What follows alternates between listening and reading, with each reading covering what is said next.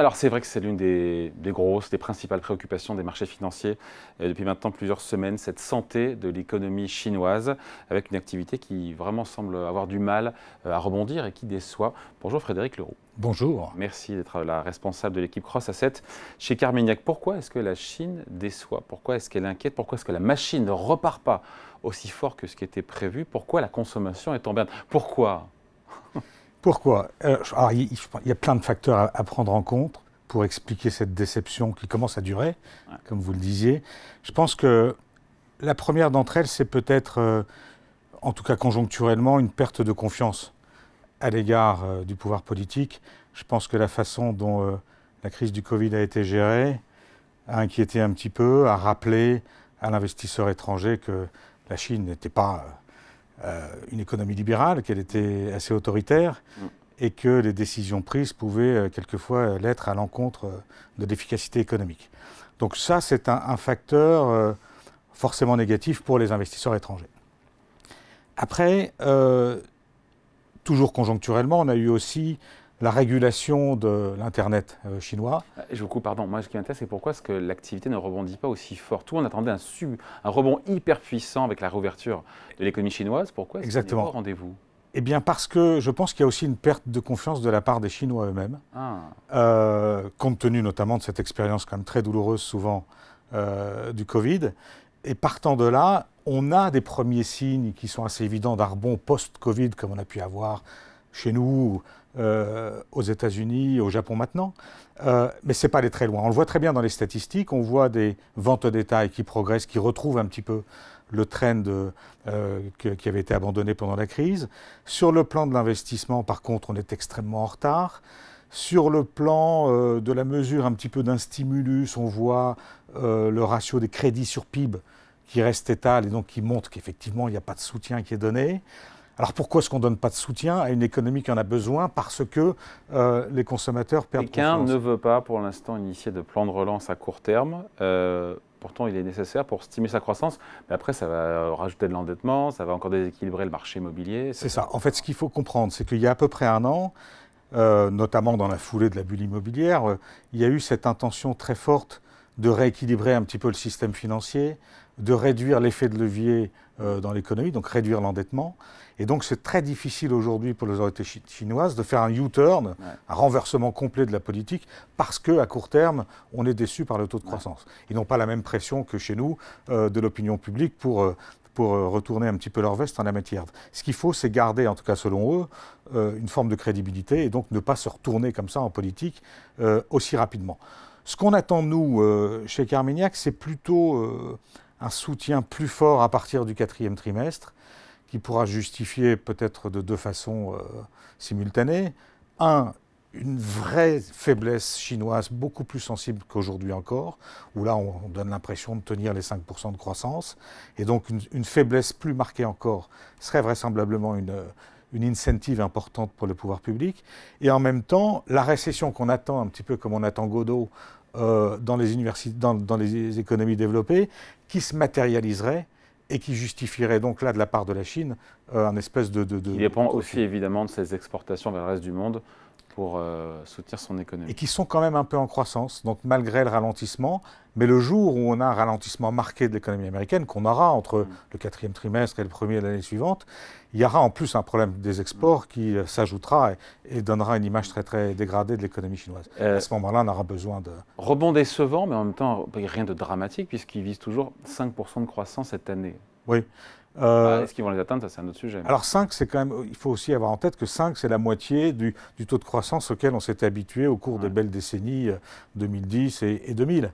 5% en Chine, c'est l'équivalent chez nous de peut-être 1 ou 1,5, je veux dire, en matière de dynamisme économique. Donc c'est quand même pas grand-chose. Il y a vraiment quelque chose à faire pour aider. Mais en même temps, il y a des facteurs structurels, je pense, qu'il faut qu'on prenne en compte pour comprendre pourquoi on passe de 10 à 5. Le premier, c'est le facteur démographique. Jusqu'à il n'y a pas très longtemps, on avait un taux de natalité qui était de l'ordre de 1,7, malgré la politique de l'enfant unique. Maintenant, il y a... 1,7. Maintenant, on tombe vers 1,3, 1,2. Et donc, on a là un aspect démographique. Une population globale qui décline en Chine. Et une population qui décline. des millionnaires qui s'en vont par milliers. J'ai vu les statistiques pour 2023.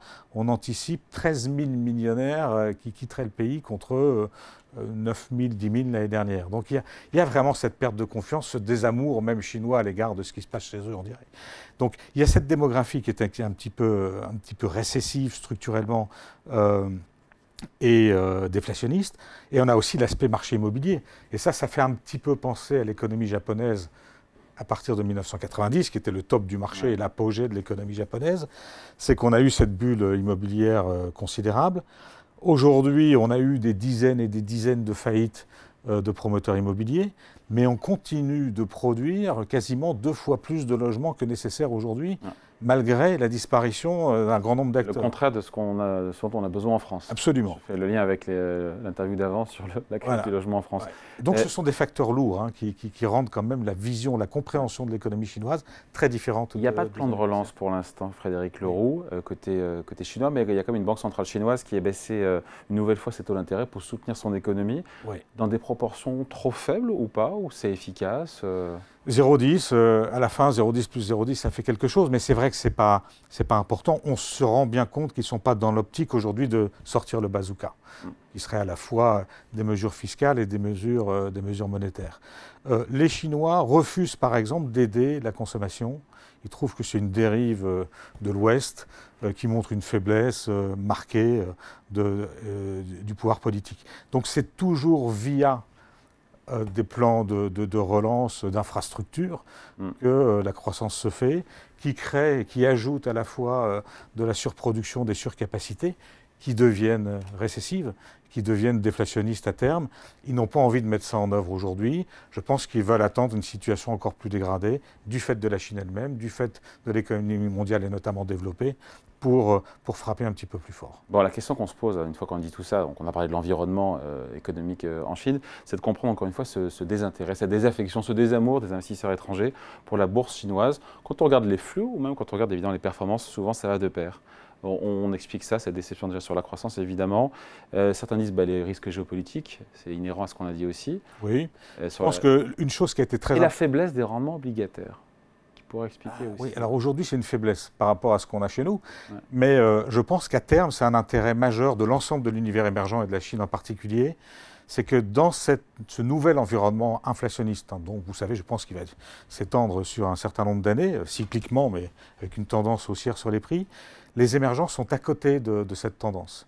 Et donc à terme, je crois qu'ils constitueront une alternative d'investissement financier aux pays développés tout à fait intéressante. De la même façon que le Japon a tenu ce rôle-là dans la dernière grande période d'inflation des années 65-80. Donc ça, c'est un facteur qui aujourd'hui est peut-être un petit peu handicapant, qui conduit à de l'affaiblissement du yuan qui probablement va justement permettre un maintien des exportations à un niveau correct. Mais à long terme, ça sera un facteur tout à fait intéressant. Le désamour, parce que je pense que le mot est le bon, c'est aussi cette réforme de l'Internet. Vous vous souvenez, c'était les grosses valeurs qui étaient vraiment détenues par les Américains dans des quantités extrêmement importantes, l'Alibaba, les Tencent, les Meituan, Baidu. En fait, les autorités ont voulu casser leur monopole, ce qui n'est probablement pas une mauvaise idée à long terme. Mais comme c'était ce sur quoi les investisseurs étrangers étaient les plus exposés, c'est clair que ça a fait très mal. Est-ce que les valos sont attractives?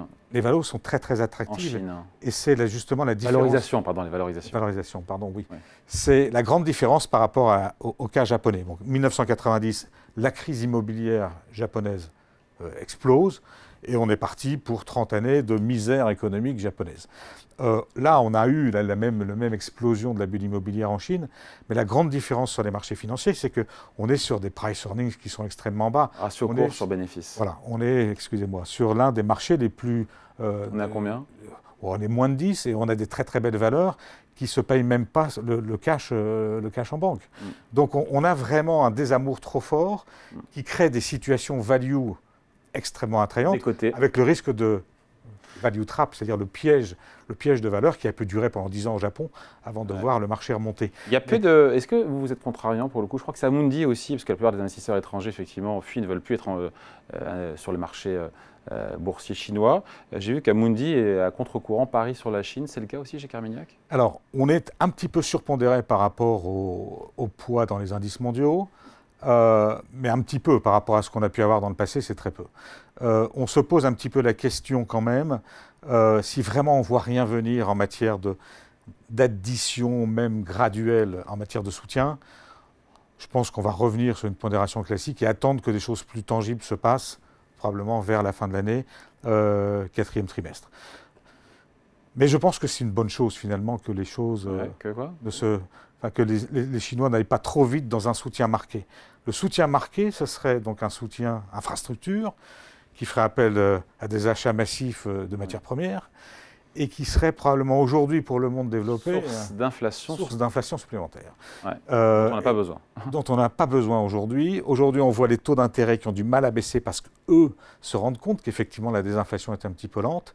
Si jamais on avait en plus pour l'inflation ce soutien des matières premières, on verrait les taux repartir au-delà des niveaux qu'ils ont atteints il y a quelques trimestres et ça deviendrait un petit peu compliqué pour les marchés d'actions. Et c'est là qu'il y a un aspect très intéressant à observer entre la Chine et le reste du monde. Depuis 2008, c'est très clair.